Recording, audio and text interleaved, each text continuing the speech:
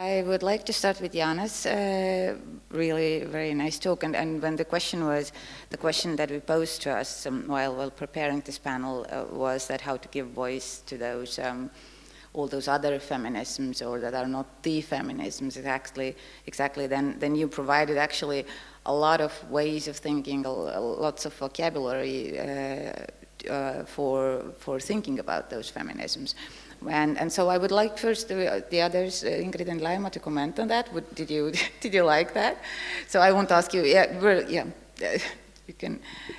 There's another microphone also. So I would ask others to comment on that, because when we were preparing this panel, then we were discussing that we wouldn't want to establish this kind of hierarchy that I have to ask and the others have to reply. So we will be shifting the questions and answers somehow around. But what I liked a lot in the end of your presentations was this idea of feminism as a pleasure, or this which is a very nice thing to say and to think about, because usually feminism is very often perceived as some sort of constant fight, and an angry feminist is a cliche that we encounter basically every day. So yeah, Ingrid and Laima, what do you think about the feminist pleasure? It's cool. I really liked both presentations. They were very inspiring to me. I really like the idea of those minor archives and those minor narratives and those also stories which are maybe not that important in terms of scientific research, but they are still very important because we are not living in some kind of hermetic art world. We are living our lives like human beings, like men, women, trans, and whoever. And so we live those different lives which are somehow contaminated by different things. And it's interesting to have also like archives which are not strictly professional, and they have all those contexts addressed. And I also like those possibility of multiple feminisms, which also like there is no one feminism, so everybody at least agreed on that. Yeah, and also I agree with you, Anno, that it's nice finally to sit relaxed and to enjoy our feminisms instead of being so troubled with those gender troubles. I also have to admit that I enormously enjoyed your presentation, and it resonated with me very much. And I was thinking about this pressure that anybody who dares to declare herself as a feminist encounters, that everybody expects that if you dare to say you're a feminist, you must be fluent in all the theory, you must be precisely positioned, you must be on the exact right side of the things, and dare you not be, in some aspects, not feminist enough. Have you ever encountered, like, I would say, I don't know, an artist claiming that he is post-conceptual or whatever label anybody chooses, to encounter pressure to prove absolute theoretical knowledge, or like to prove that he's really worth of the label? So yes, really, I do think that enjoyment is very important to bring in to ease the situation. And also I was very much thinking about this problem that we have with the phrase itself, feminism. It's like very many practitioners who actually confirm to all the worldview, they are really afraid of the name. I had some architects declining the interview because they did not want to be put into context of feminism. So. And thank you, Ingrid, also for giving this example of the problems, like coming out as a feminist, and I mean, suddenly you are in this spotlight and every inch of your body and mind is scrutinized. And here I think that we again can return to how Riley Marling is using this concept of obscurity, and we immediately see how it can be useful for us, right? That yes, I am in a way feminist, but I don't agree, I don't play with your rules, and I don't want to totally all parts of my mind and body be exposed to the searching gaze, and I think that indeed we can announce maybe the birth now officially announce the birth of a new feminist movement, the obscure feminism, right? And we can, everybody is welcome to join us, which is an identity which you don't have to explain, right? Because I agree that this necessity to explain and to really be very fluent in all theories is a very annoying one. And also, thank you, also Laima, and it's amazing that so many common themes indeed went through all of these representations, like this minor archives from your side, and this the value of failure or mistakes, which Laima you have talked about, and again brings us to Eva Majewska's notion of weak resistance and how she has coined this term, the feminist art of failure, right? Which is also contrary to what we expect a good thing. So yes, and one more connection maybe I would like to also make to Laima's presentation yesterday, when you, Laima, remember you also underlined that sometimes these minor gestures that seem meaningless every day, but in fact this can be used as a starting point for really this interrogation and revisiting, etc. So it's great to have this network of ideas. Yeah, and one thing that I really liked in Ingrid's presentations, one point that she made was that that as we have somehow, I think as art historians, we have learned to distrust always what people are saying to us, still trust more the written word, even it doesn't have to be necessarily more trustworthy. But, and people are actually, of course, I have interviewed artists too, and it happens, of course, that you can see how the stories, how it shifts, or how how she or he repeats something that she or he has told before, not that what she actually remembers, if she remembers anything at all, and so on. But it was a beautiful idea that this process of interviewing itself can be some sort of like a transformative process, that it has some sort of value of its own, like this talking or the being engaged and being interested in another person and an artist, and asking those questions, and this can actually change something in not in terms of telling the truth or telling lies. The border or it's shifting anyway, but it was a nice thing it's a nice thing to think about, that just being interested in someone is already a huge, it has such a value or such an importance, and it can bring out something that even the artist itself didn't know about herself or himself.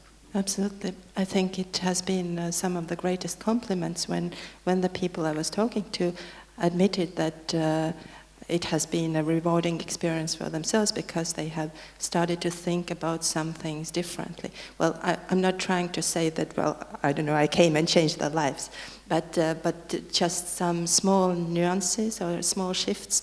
But at the same time, I have to say that for me, it has been extremely rewarding experience to talking to all these people, and especially when I think really the inevitable fact that all these people eventually grow old and perish, that I would really simply use the occasion to encourage everybody who is doing any kind of research to talk to people more.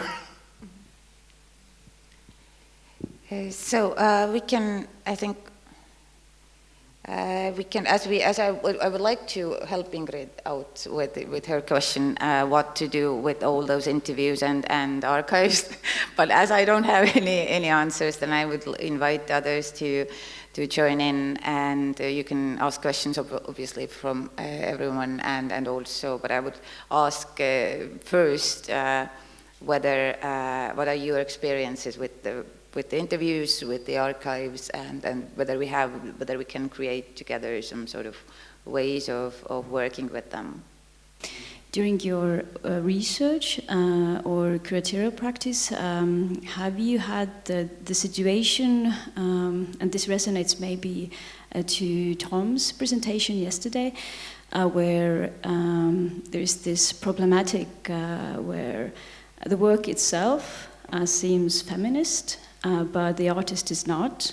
This is the same question that you, Ingrid, raised. How do you find the balance between your own agency as a researcher and at the same time take into consideration the agency of whom you are researching?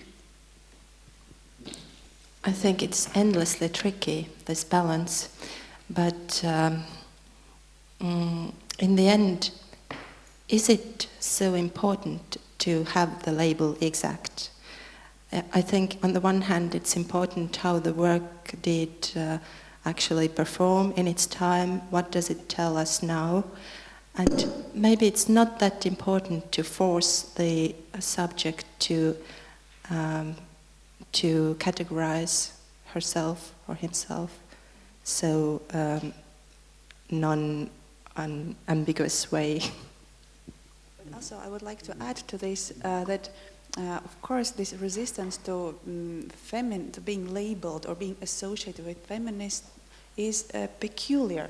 Because, for instance, let's imagine a different situation when, for instance, a philosopher approaches an artist and say, I think that your works are philosophical.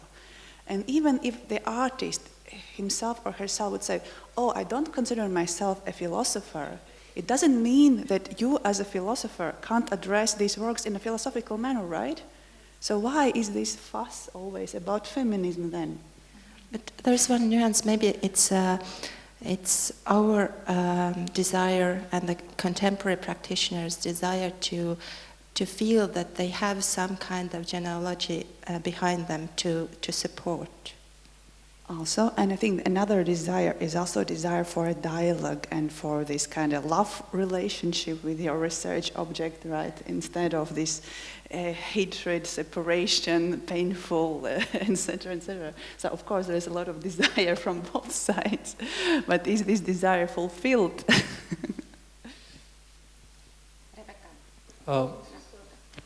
Can I ask Ingrid? It seemed very interesting. You told about minor archives and how they are, in a way, unfit for mainstream or proper scientific analysis because it creates a lot of methodological problems due to, for example, pictures without names and dates and so. How do you think maybe this problem can be tackled, not avoiding scientific approach, but using some kind of quantitative analysis that would also erase difference between major and minor archives and, for example, I don't know, analyze 10,000 pictures with interiors to see some clusters of composition or objects or something like that. And also quantitative text analysis regarding names and places, connections and so on. Yes, quite probably it can be done, but and of course my first frustration was exactly with this aspect that why didn't they consult the professionals, why did they start the project without actually knowing what they are doing and stuff like that.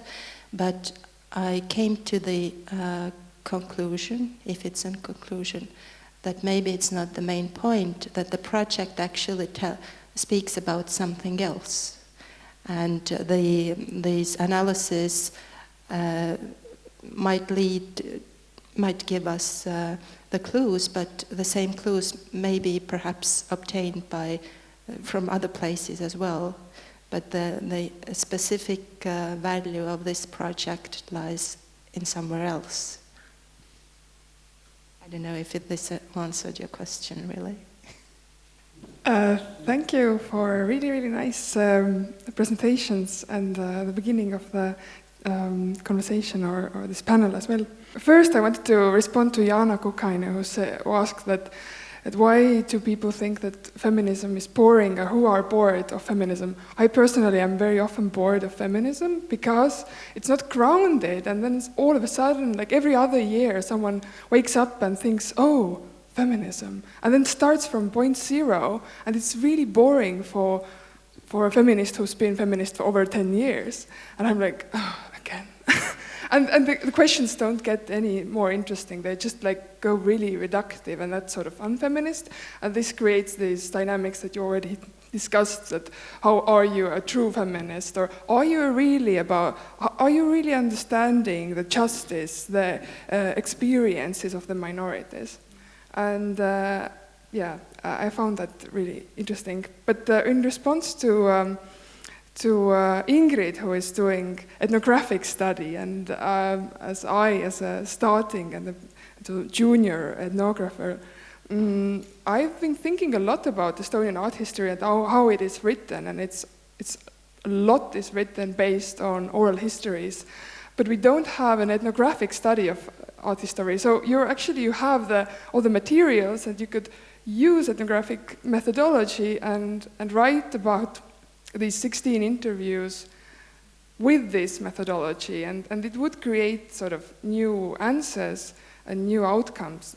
At least that's how I think. Or like working with queer histories myself, doing interviews with people who don't want to be interviewed at all, because the problem for feminism is the same, that how do we overcome invisibility but also hypervisibility?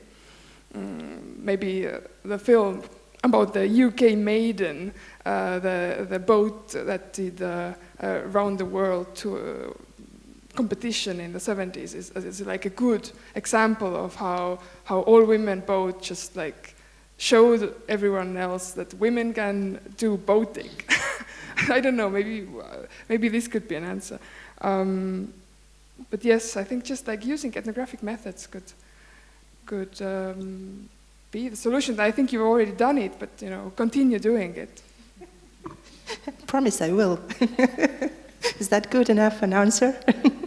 Yeah. I just want to kind of a bit express, in a way, solidarity with all of you, and thank you for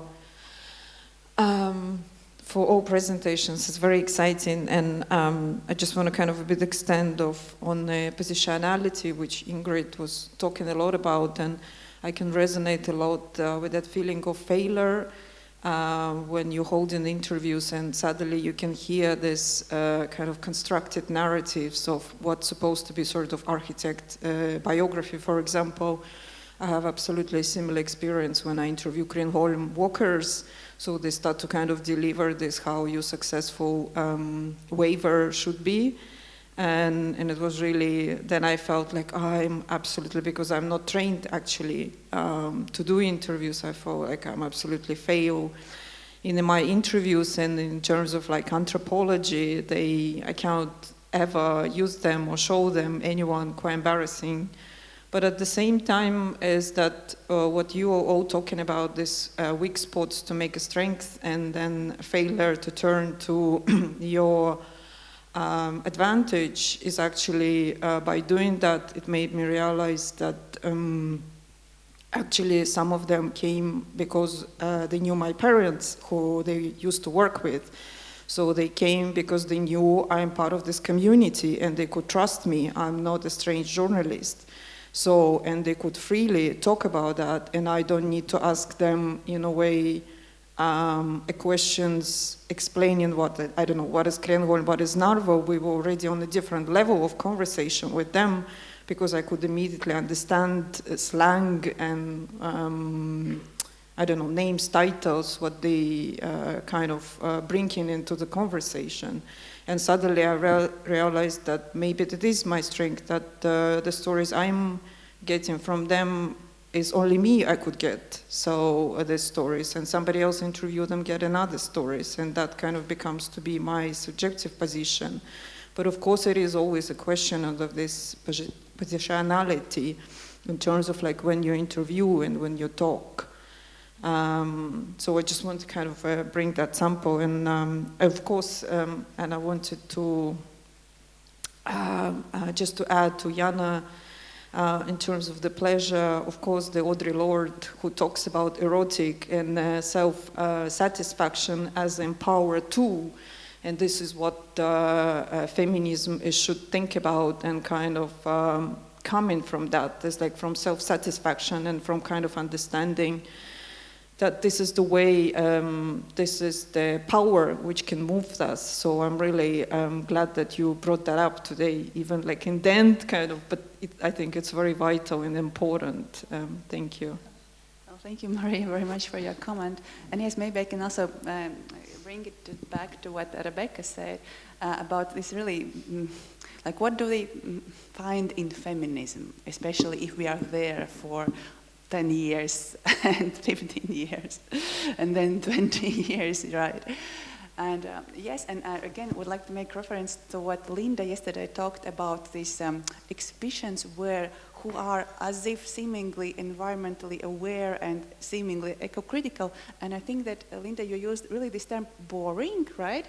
So boredom, like the affect of boredom. And why, and I remember this argument for boredom was because they only show the beauty of nature. And I think it was so similar to how we often discuss, for instance, feminist issues, that we somehow in the end start discussing and celebrating the feminine strength or the beauty of feminine bodies, etc., right? And this is, I understand totally that you can get tired of this, or that it somehow exhausts itself for you very quickly. I mean, of course you can be there like for some period of time, but then you want to go really next level. And then what is this next level? And well, as I said, and I heard also from Maria and from you, Laima, that for instance, in thinking about failure, for instance, right? It's a new level for me theoretically, or thinking about this satisfaction, or, well, give me other examples, pleasure, right? So this is somehow a new turn, and still we don't kind of totally, well, we still, yes, this is like a new level, like really, I think, like in a video game. You accomplish certain tasks, then you go further, and also, like you said, these therapeutic effects of conversations, and I guess also engagement with feminist theory are therapeutic, and I see Laima wants to join, so please. Thinking about new level, I think new level is this Venice Biennial curated by Cecilia Alemani, where she invited 90% of women artists and not even explained herself really, because when she was asked, and why this proportion, and she said, oh, I was just like choosing artists which are interesting for me. In a way, it sounds like mirroring what was happening years ago, when in 1995 it was exactly like 90% of men, and like years before, similar like that. That this is not about numbers, it's finally not about numbers. I was so obsessed with equality and balancing things, and sometimes, again, it's tiring and boring, like you are counting all the time, like kind of some accountant, as if you don't have better things to do. But then I really like this totally relaxed approach. I'm working with artists which are interesting, and they happen to be women, and oh, well, most of them, like 90%, how good. And then you look at the exhibition, and then you see the point, because why we have this sort of Western canon, like of this sort of rational or whatever art, something installed so heavily. Just because we were constantly seeing it and reseeing, and it's there because it was installed in such quantities. And in order to make different points, sometimes you also need some kind of a huge body of works, not just like some points, not just remarks, not just some balancing act, but really to make a point, to make these historical references, which are all important. She really discovered very interesting artists from all over the world, which were like really of those minor archives. And then now we have it, and I think it's beautiful. Andres, yeah. Thank you. Am I?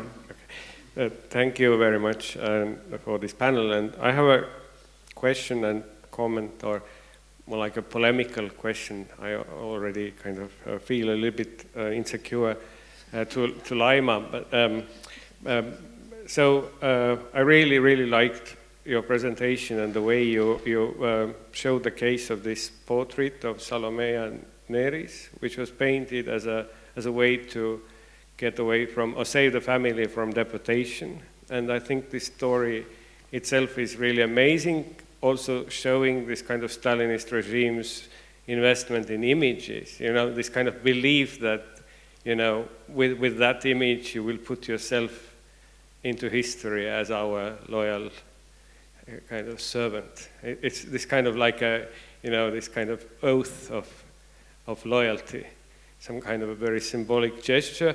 And then your strategy, this kind of post-curatorial strategy to learn or teach us to unsee that, which I think is really amazing, and you know, incredibly loaded story.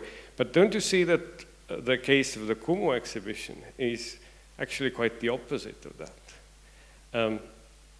Because here we are dealing of, you know, not showing something that is polemical and kind of hiding it. And in a sense, with images which are much more easy to teach, to see the audience. And where the underlying idea of this not showing that, at least in the very beginning, when for the opening it was totally empty, the underlying idea is sort of a collective guilt. Whereas in your case, or the portrait of Salome Neris is actually saving the artist from this, being attached to this idea of the collective guilt of Stalinism. That is a very good question indeed, and of course I was thinking about that the circumstances are very different, but what was interesting for me was exactly the curatorial position, because there are so many ways how to react to this situation, that, well, the war happened and now we have something completely different, and how to react to that. Should we just send the works back? Should we close the show? How to show? What to show? Should we just show like the Baltic arts? But I really like this sort of trust of this gradually appearing and like really showing what is not shown. I really like this conceptual approach, like really making those conceptual works even more conceptual, in a sense, like really sort of appealing to your memory, or to some people who don't have memory. If, for example, I don't know some works, so I imagine them, and it brings another possibility. So you can view it both sort of as a researcher, then of course you consult the catalog and you look how it looks, and like, and because everything is very clearly indicated, so you have, but at the same time there is this, I mean, I really like some kind of curatorial honesty, like really, yes, we are in this situation, we are facing those challenges, and that's what we are trying to do, not really saying that these works are bad, or that we are sort of, I don't know, reinventing different stories. And I just like, thank you for asking, I just found a quotation I forgot to tell, which is sort of summarizes a little bit like, again, from Vasif Kortun, that exhibition spaces demand to be filled, and there is a schism between the exhibitionary reflex predicted upon assembling objects, placing them in the space, and the unpredictability of the post-curatorial approach. I like this unpredictability and how somehow conceptually and elegantly it was unfolded. So I agree that the situations are very different, but I like the response, like curatorial response. Okay, thanks. And by By the way, Laima, the way you explain this figure of Salome Neris, actually you already used this paradigm of relational subject, which also Ingrid has referred, right? Because if we see her as an individual, then it's hard to explain maybe her actions, and also the artist who depicted her, like this story of survival, it's again like a good example. Which I think that in art history we should have more examples of this relational approach to, instead of this individual master genius who is kind of alone, a solipsistic artist. What do you think? I think this is how we perceive the world, that here we are sitting here, four of us. You are sitting there, many of you, and it's like, it's not that we are just like thinking, we are thinking our own thoughts, but we are thinking together, we are sort of engaging into conversation. And in life also, like, there are so many narratives coming simultaneously through your mind, and they affect us. It's not only like, okay, you are art historians, and so you only engage in certain narratives, but it's much more interesting how actually all those like social, political, personal stories intertwine, and I think art is capable of really addressing that. So perhaps this is a feminist strategy, really not to think about as great art and great artists, but really to think about networks and connections. And I like this Ursula Le Guin, this idea that the first cultural object was not a stick, but rather a net, as some kind of carrier bag, a container where you have to put something. So I like this idea of networking, of networks, of containers.